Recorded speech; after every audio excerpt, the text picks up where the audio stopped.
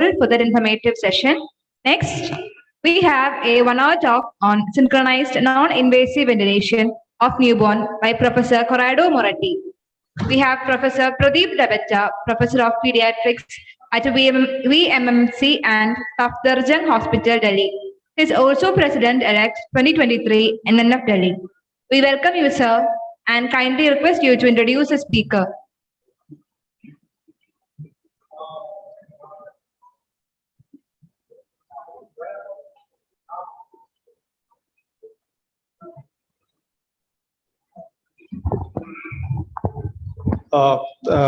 Good afternoon, everyone. And Professor Corrado Moretti, he doesn't need any introduction regarding if you see his work in synchronized non-invasive ventilation, he's the pioneer actually. And basically from his idea, we have now from non-invasive, from CPAP to NIPPB, and now synchronized NIPPB. There's many papers to his credit, and those are basically the fundamental research of synchronized non-invasive positive pressure ventilation. So without much ado, let us hear from Professor himself.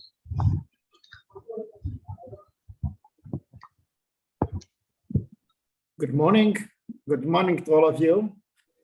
So do you listen to me? Yeah, you are audible. And this is the slides. Can you see the full page? Can you see the full page? No. No. I'm not able to see your slides.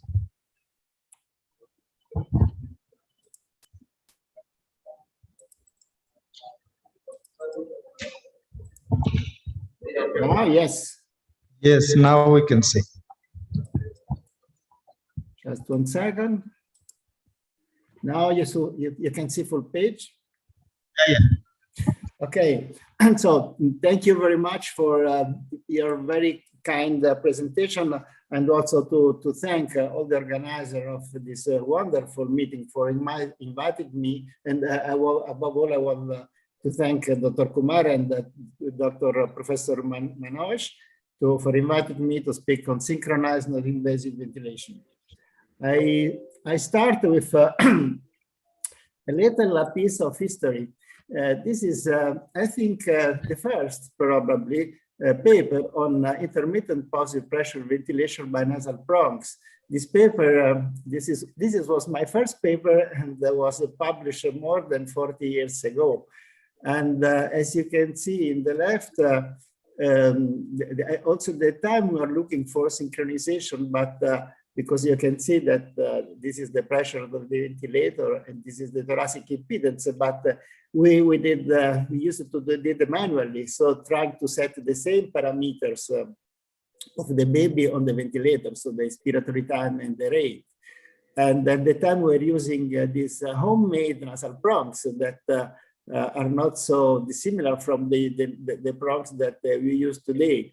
Clearly, the treatment was above all for apnea prematurity, because as you can understand, at that time was impossible to treat severe RDS due to the fact that we were in pre-surfactant area.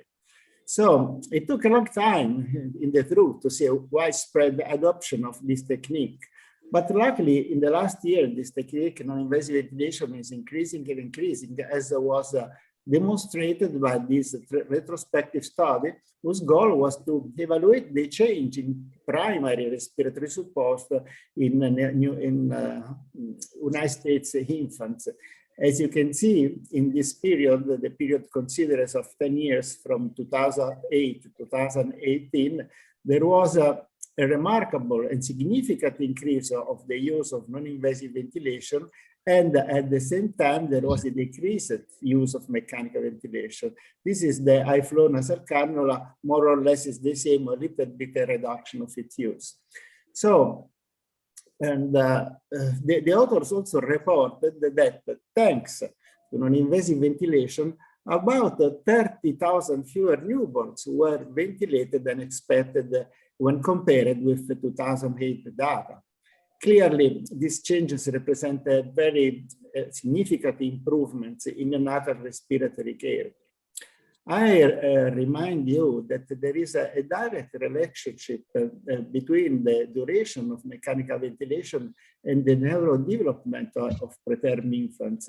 This is a beautiful paper, recent paper, in which were enrolled more than 300 babies, studying the relationship between the NDI and mechanical ventilation. And the conclusion was that there is a strong association, but this is a very impressive phrase, that every additional day of mechanical ventilation is strongly associated with an increased risk of NDI.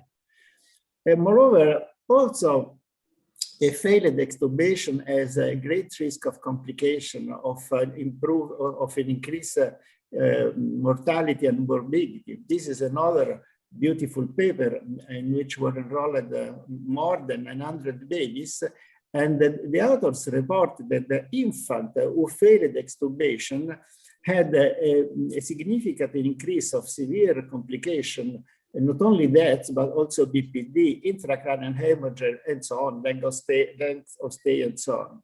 So clearly, also to fail an extubation, it has a very high price. For this reason, limiting invasive mechanical ventilation is an important goal in the treatment of preterm infants.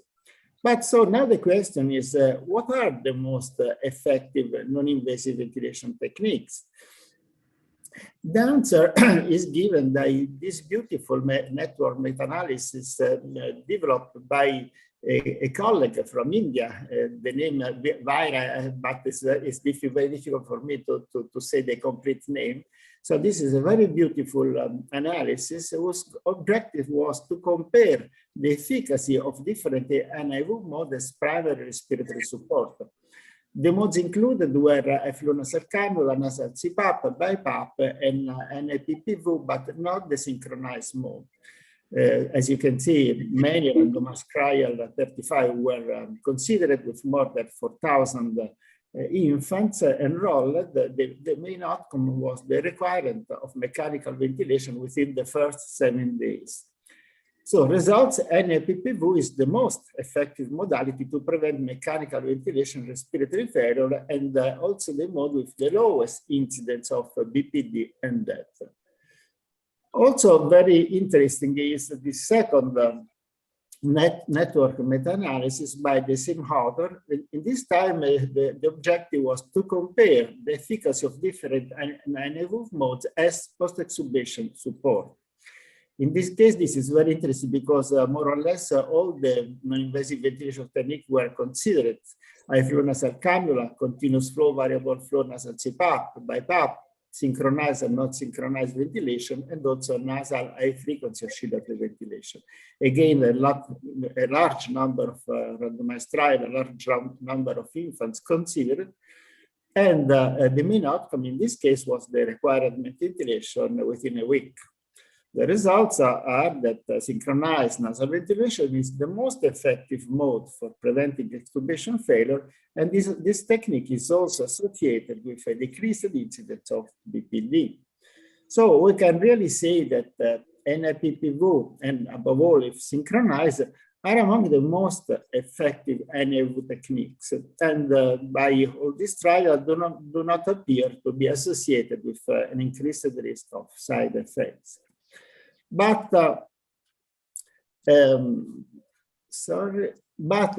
when using this technique, we must consider a very important factor, that the upper airways. We have to remember that there is not a direct connection between the ventilator and the lower airways, that is the tracheal tube. And moreover, you have to remind that the upper airways perform functions that for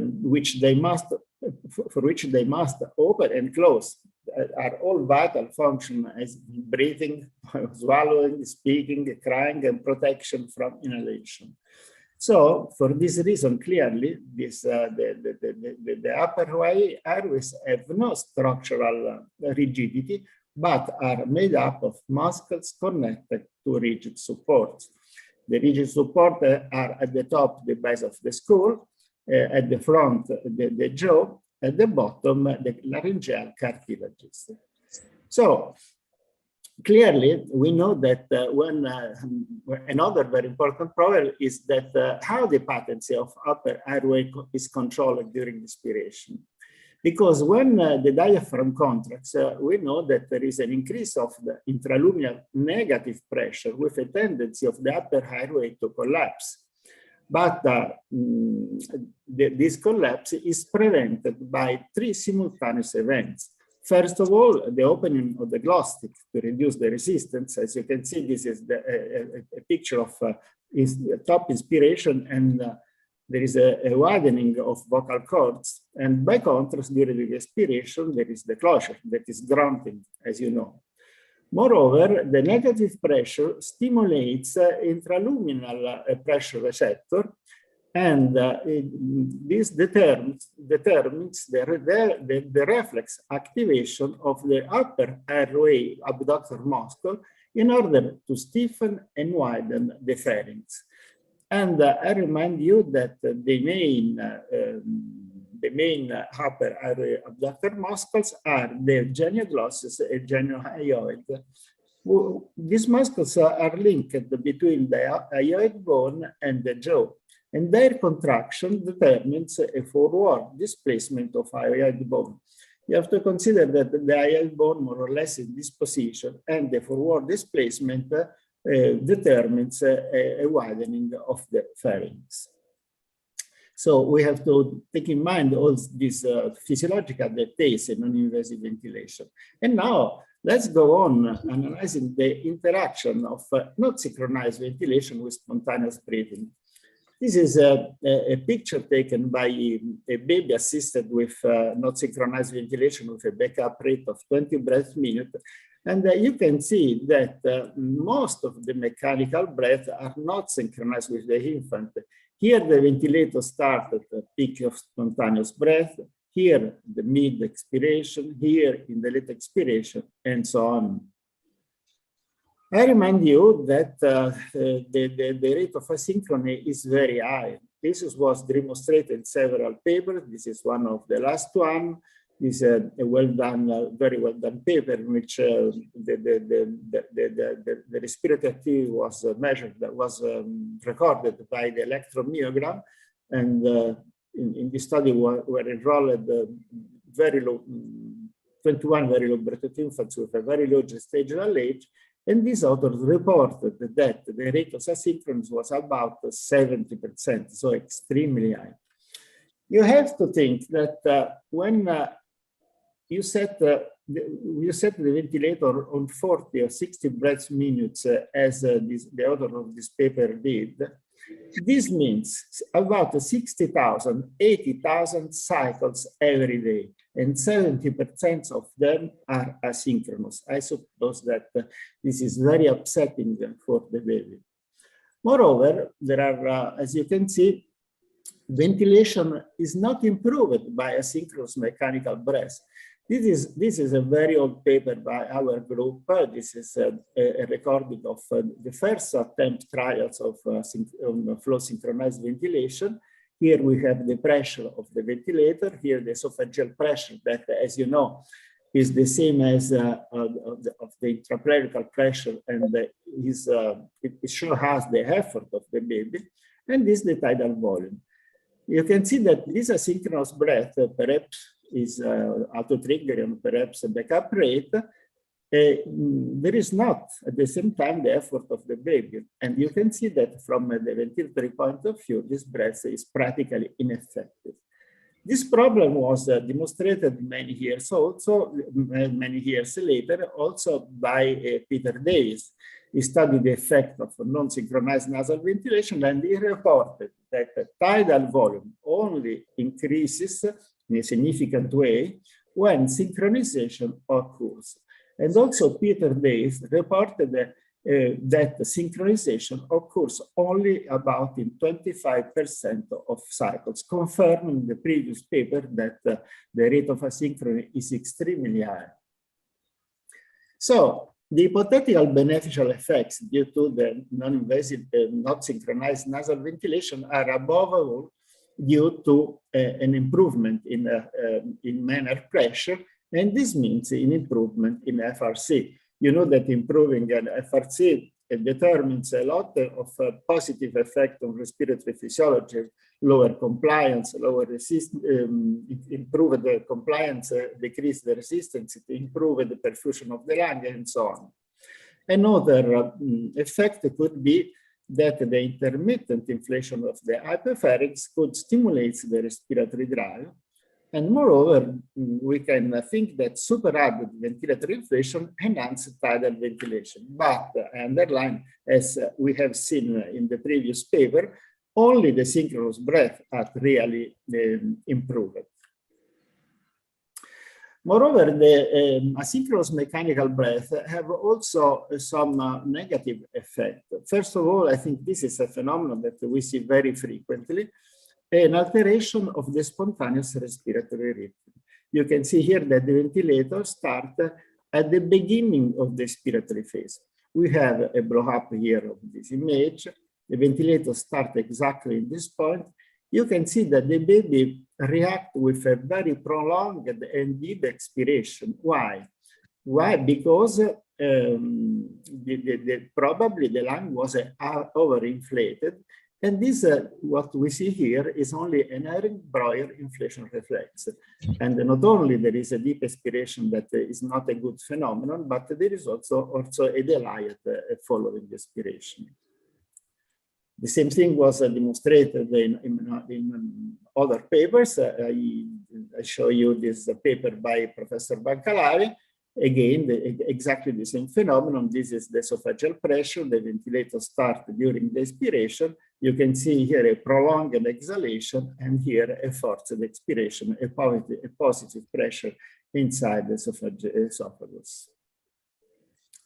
There are some others negative effects of asynchronous breath. There are several papers demonstrating that the asynchrony may also activate laryngeal closure. And it could be the results, because the flow goes in the wrong way. That could be an increase in abdominal distension. All these factors increase clearly the work of breathing, and above all, I think, the discomfort of the patient. I want to underline this last point that is very rarely considered. We know perfectly, there are many papers demonstrating this, that in infants, children, and adults, asynchronous during non-invasive ventilation is an important cause of stress and discomfort. And it is a frequent reason of NIV failure. And we know perfectly that in preterm infants, pain and stress have well-documented adverse neurological impacts as an alteration of the development of brain and cerebellum. So a question that I ask myself very often, but I have not the answer, is asynchronous nasal ventilation a possible cause of stress in premature infants? As I said before, thousands and thousands asynchronous breath every day, I think that could be really a cause of stress, and we should study this problem. But as I said before, I have no answer to this question.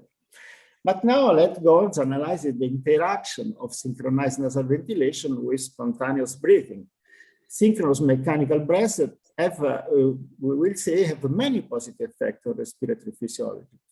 This is the recordings of a baby in access control with a flow synchronized ventilation. You can see that the rate of, here we have a long respiratory time, here short, so the rate is the rate of the baby.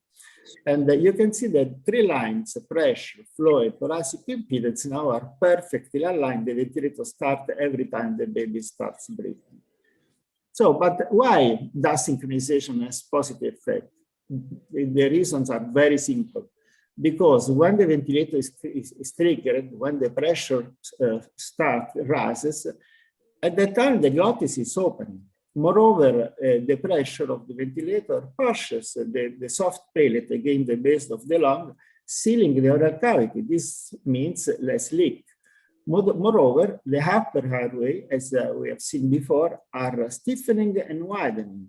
Moreover, there is a real collaboration between the baby and the ventilator because As you can see here, there is the negative pressure due to the contraction of the diaphragm, the positive pressure of the ventilator. This means an increase of the transpulmonary pressure. This means less work of breathing. Clearly, the time lag between the start of spontaneous breath and the mechanical breath must be very short. By convention, we say less than 100 milliseconds. Another very important point is that also the thoraco-abdominal asynchrony is reduced. Now, I'm going to show you this problem that is very important in non-invasive ventilation. This is a very old paper, but still relevant. All this data has been demonstrated in the following years. But this is the previous one, the first paper on this topic, on the thoraco-abdominal motion. Kinziman, the author, placed two strain gauges, one around the chest wall and one around the abdomen. In a perfect situation, the two structures should move in complete synchrony. When the abdomen expands, the rib cage also should expand. But we know that this doesn't happen in very low birth weight infants, but also in infants, that we have a paradoxical breath, especially when the compliance is low. And when the diaphragm contracts, there is an inward collapse of rib cage. So in order to maintain the same tidal volume, the diaphragm has to increase the shift to improve the work of breathing to compensate the loss of volume. But how can asynchrony be measured? Can be measured in a very single way, by the phase angle, that is the difference in degrees between two waves that move at the same frequency. For example, this is the abdomen, and this is the rib cage. As you can see here, by convention, I have to say one wave is 180 degrees. So in this case, the phase angle is 80 degrees. Clearly, when we have a complete synchrony, the phase angle is 0. When we have a complete asynchrony, the phase angle is 180.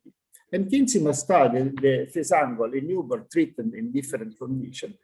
I have to say that the right phase angle, the physiological phase angle in a healthy preterm infant is about 40 degrees, because the diaphragmatic contraction slightly precedes glottal abduction. So 40 degrees is the best, is the goal.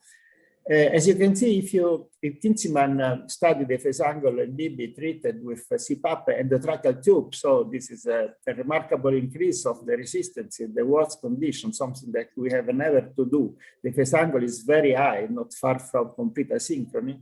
Better with nasal CPAP, there is with short nasal prongs. 80 in any case is the double of the normal phase angle, but the phase angle come back to normal value with synchronized nasal ventilation. So the conclusion is that the synchronized nasal ventilation stabilizes the chest and reduces the thoraco-abdominal synchrony. So the physiological advantages of synchronized nasal ventilation as the lowering of resistance, the increase in transpulmonary pressure, decrease of thoraco-abdominal asynchronous, and as we will see in the following slide, this means an improvement in ventilation, improved a decrease of work of breathing, and as we will see also perhaps a stimulation of the respiratory drive. All these things I convinced that it means an increase of comfort for the baby. So coming back to the clinical results, analyzing the improvement on ventilation with synchronized ventilation, I show you again a very old paper, but as I said before, still also this paper is still relevant because this data were all demonstrated in the following years. This is a crossover randomized trial analyzing the physiological effect of synchronized ventilation compared to nasal CPAP after extubation. And we studied 11 very low birth weight infants. So this is the pressure in the circuit. This is esophageal pressure, as I said before, the effort of the baby, and here the tidal volume. Shifting from nasal CPAP to synchronized nasal ventilation, there is a significant lowering of the respiratory rate. The effort is significantly reduced, 1/3 less. And despite the reduction of the respiratory rate, despite the reduction of the effort, there is a significant increase of tidal volume, and also the PCO2 was statistically lower. The same results were obtained many, many years later by the group of Helmut Ambler. This is, he compared directly synchronized nasal ventilation with not synchronized ventilation. I think this is the only paper doing this, this research, comparing directly the two techniques. And the beautiful thing of this paper that the two techniques were applied with the same inner pressure, because 40 breaths were set of not synchronized ventilation, and only 40 breaths were assisted during synchronized ventilation. The baby were with a very low gestational age, most of them still in oxygen, it means still in acute phase of the disease. And as you can see, the results were exactly the results we had that I showed you in the previous paper. Significant reduction of the effort, or in other words, of the esophageal pressure, reduction of the respiratory rate, the improvement in ventilation. So improvement in PCO2 removal, and an increase, significant increase in oxygenation. And I want to show you also this paper of some years ago. This is a crossover randomized trial to compare the efficacy of flow synchronized ventilation with an NSCPP and CPAP for the treatment in apnea of prematurity in infant in good condition, but affected by severe episodes.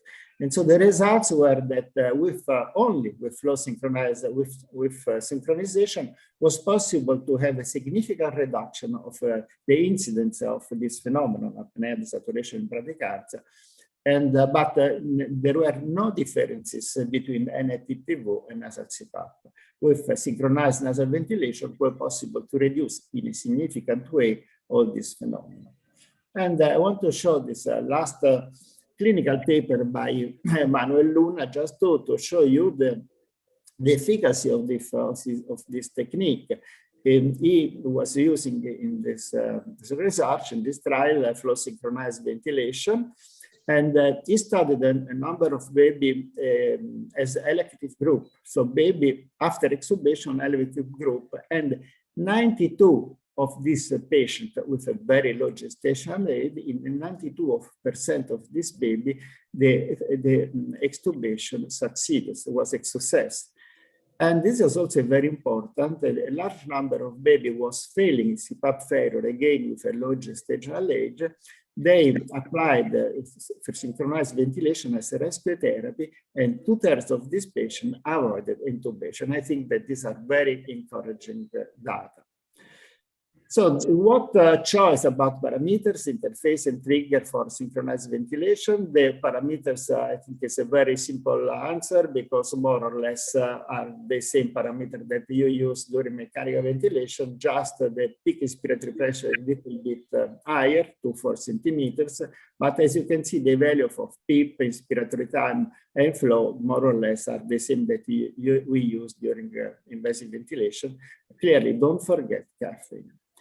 About the interface, this is a very, very important point. It's a critical point, because the interface affects pressure transmission to the lung.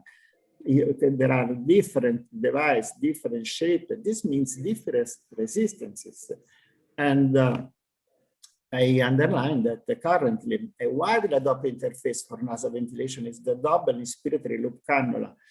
This is the both tubes. This cannula, both tubes conduct inspiratory flow. This has the same shape as for high flow nasal cannula. But I know that this is loved by everyone, is loved by the infants, because due to the less nasal injuries, loved by the nurses, easy to set up. It favors mother-child bonding, so it's loved by the parents, but this device, it has very often and very high resistance, which could compromise the pressure delivery to the airway. This is something that we have to think about. About the trigger, so the oldest one, I think, pressure sensor, pressure trigger. But you know that especially in very low birth weight infants, the respiratory effort is very weak. So with this device, it's very difficult to try to find the good sensitivity. And so this means that very easily you can have auto-triggering or no triggering. Grasby capsule also is a very good device, but sincerely it's not very reliable over time because the position, to find the right position, the movements, and also the abdominal distension are all factors that can alter the function of this device. Moreover, there are some data in this paper that tell us that during fasted breathing, the response of this device is less consistent. This is exactly the opposite that we want. So very good tool, NAVA. The electrical activity of the diaphragm is detected by this catheter. In any case, this is partially invasive because we need this catheter in place for all the time of the treatment. This is also very expensive. So there are some paper, very recent paper, that underline that for a perfect functioning of this device, it's needed a very good neural feedback. And very often the infant, premature infant, a sick infant, the neural feedback is not so good. Our group developed a flow sensor, that this is something that we use currently in invasive ventilation, but with non-invasive ventilation, there is a big problem of the leaks. But now I'm going to show you our setting. This is a baby treated with slow synchronized nasal ventilation. Here, the flow sensor. The response time is very good, about 65 milliseconds, or this data are published. And we adopted a double loop inspiratory nasal, double inspiratory loop cannula, so the same as flow nasal cannula, but we developed a cannula of very low resistance, with the diameter of this tube is very high. So we could measure that, we could check that there was a really good pressure transmission of the lungs, to the lungs. And I remind you that in this case, the nasal prongs must fit well, because the peak inspiratory pressure and the expiratory pressure is controlled by the ventilator. But I want to spend just a few seconds analyzing this image. Again, you have the pressure ventilation, the flow, thoracic impedance. But look at the flow. And this is a very good thing to have the signal of the flow. You can see that the flow is a very strange, the shape of the flow, because there is the inspiratory phase, but not the expiratory phase. What does it mean? It means that the expiratory flow leaves the airways from the mouth. So it means that this two lungs tube, there is no dot space and no rebreathing, because practically never the expiratory flow comes back in the circuit. But this is also obvious because here there is a pressure, and the mouth, the pressure is zero. So the suggestion, if you use this technique, never close the mouth of the baby, thinking that so the pressure is transmitted in a better way to the lungs. Moreover, I underline the fact that the flow sensor detects the inspiratory flow, but never the expiratory flow. If you use a normal flow sensor, you will see that after a few breaths, the alarm will beep. You can see here that the flow signal is extremely stable despite the leaks. So we were able to obtain this by a special software that practically reports to the zero line, the flow line after every inspiration. So we resolved, I think, in a very good way, the problem of the leaks, variable leaks. So the take-home messages of my lecture, that asynchrony during non-invasive ventilation may have some negative effects on ventilation, the alteration of the rhythm. This is very frequent, and probably also the patient comfort, and also on the quality of sleep. But we have no data about this. I again underline that this is something that should be studied. By contrast, the synchronization integrates with the complex physiology of the upper ways, reducing vocal breathing and improving ventilation and comfort. Synchronized nasal ventilation is a technique very well studied, and there are Many papers demonstrated that it's better than an IPPV and nasal CPAP, also than the BiPAP, in reducing the need for intubation as primary support in RDS, in improving the success rate of extubation, and in reducing the incidence of apnea desaturation in bradycardias, as I showed you before.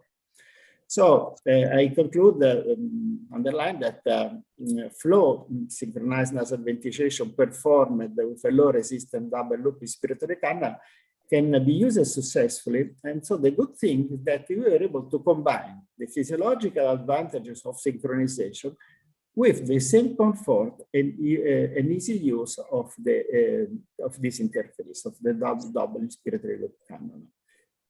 Thank you very much.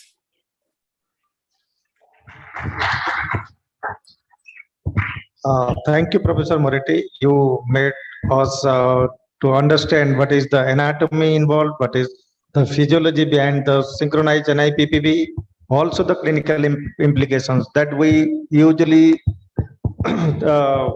we require in preterm, that they should not get mechanical ventilation and the rate of BPD should become, there should not be any more work of breathing which led them to mechanical ventilation and intubation. So synchronized NIPPV is one of the best mode. We started from CPAP, non-invasive ventilation, now synchronized non-invasive positive pressure ventilation is the norm to prevent mechanical ventilation. So thank you very much. Any question from audience? Okay. Yes, I want to underline that no one today will use not synchronized ventilation in the invasive mechanical ventilation.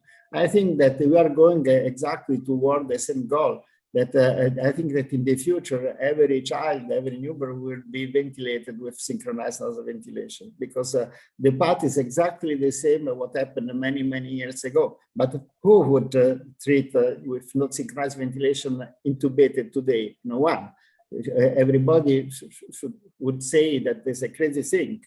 I know that with non-invasive ventilation, there is a less direct barotrauma, but more or less the problem are exactly the same. We have to consider this. Okay. So any question from the audience? Sir, regarding my question is like concerning regarding CO2 levels, sir. If it is synchronized NIV, there is a chance of any hypocarbia and any neurodevelopmental issues. And one more question is, kindly share your experience regarding the volume compensation, how much leak compensation is happening, and how your ventilators are compensating, how much percentage of leak compensation is happening. No, so the first, the hypocarbia, I heard well. The first question. About CO2 washout. His concern is that if we keep synchronize an IPPV, then there will be more CO2 washout. So no, there is any problem about CO2 removal because so it's the baby who determines his own respiratory rate. And so we never had problems. So we had an improvement in removal of CO2, but always at physiologic levels. And about the leak compensation, you know, when you said in our device is not needed because yes, there are the leaks, but when you set the flow of 8 to 10 liters, so the flow is much higher than needed. So there are variable leaks, but usually the pressure that we set, that is in the range of 15-25, is reached. I don't know if the leak compensation is so useful, because it means that to increase abruptly the flow, and so this also have bad effects. So this is in our device is not a problem. Currently, we like better to have a constant flow, and it can happen that sometimes one or few hacks have a little bit lower pressure, but this is not so important at the end. Thank you, Professor. Anyone, any question? Hello, it's a very good talk. My question is regarding the interface. On a dragger, we can use a CPAP interface to give CPAP through the ventilator. For what sort of interface? Is it the same interface you use for SIPPV?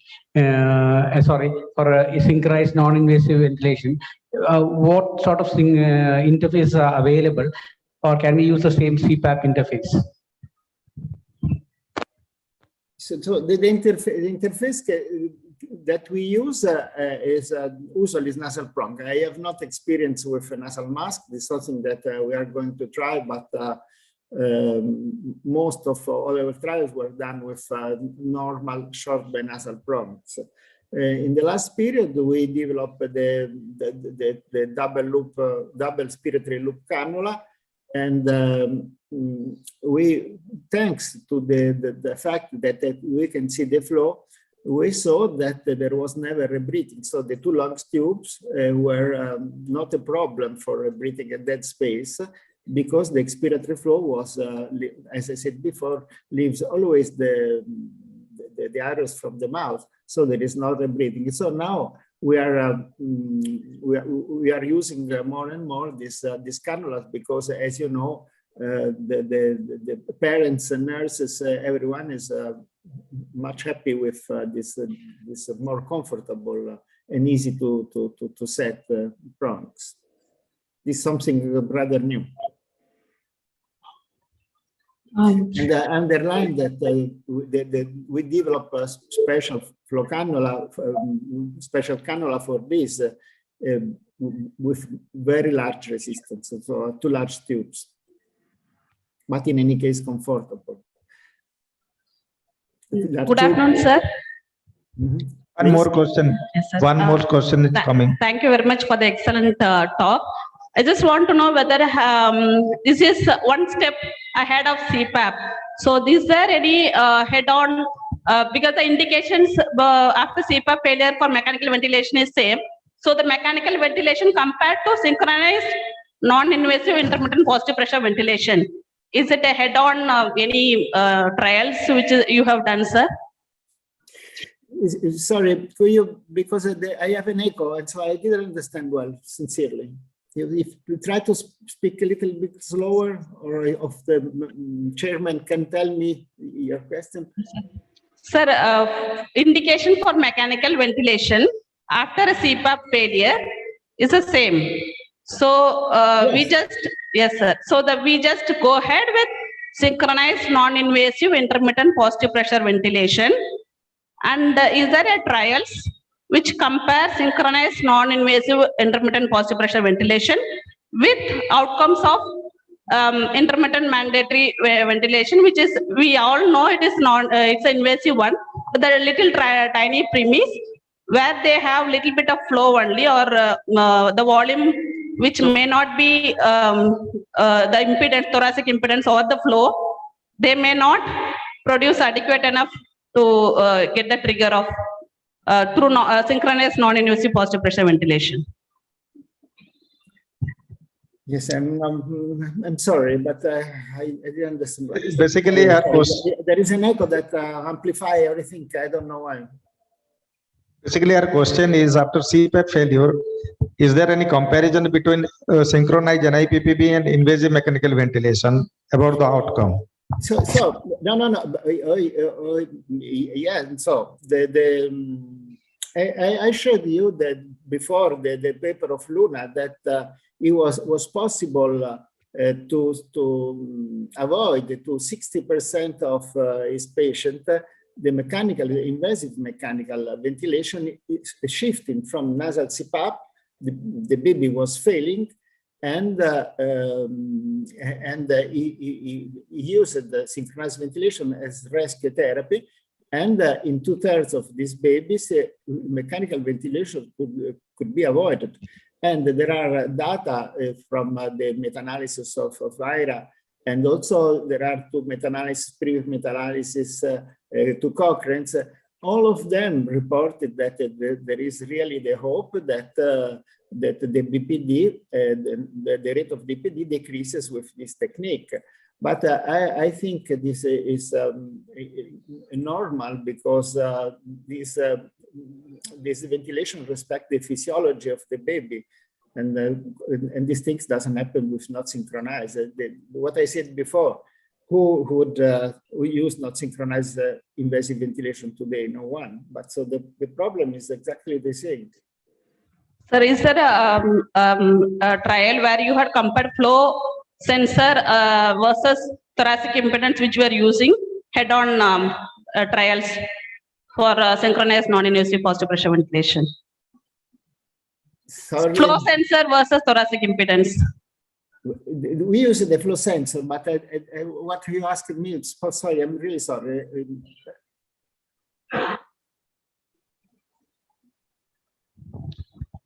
Okay. Can you, the chairman, can you, I listen better to the chairman, not from your, the chairman, if he could repeat the question. Sir, thoracic impedance, you are using a synchronized non-invasive positive pressure ventilation. You had showed two of your studies where you had used flow sensor, Yes. and thoracic impedance, the other one. So, is there any trials which shows any difference between flow sensor versus thoracic impedance? No, As a trigger. yes, understood. No, we never did the comparison. We know that the thoracic impedance, you know that the Grasby capsules is many years that is on the market, but it's well known that is not very reliable. It's good for research, but because you can stay, but you have to stay close to this device because if you use for a long time, that could be a problem, and it's not very reliable. So this is the reason why. Otherwise, it's so simple device that everyone, all the ventilators could have this device currently. But why we try to find another solution with flow sensor, and there is the NAVA.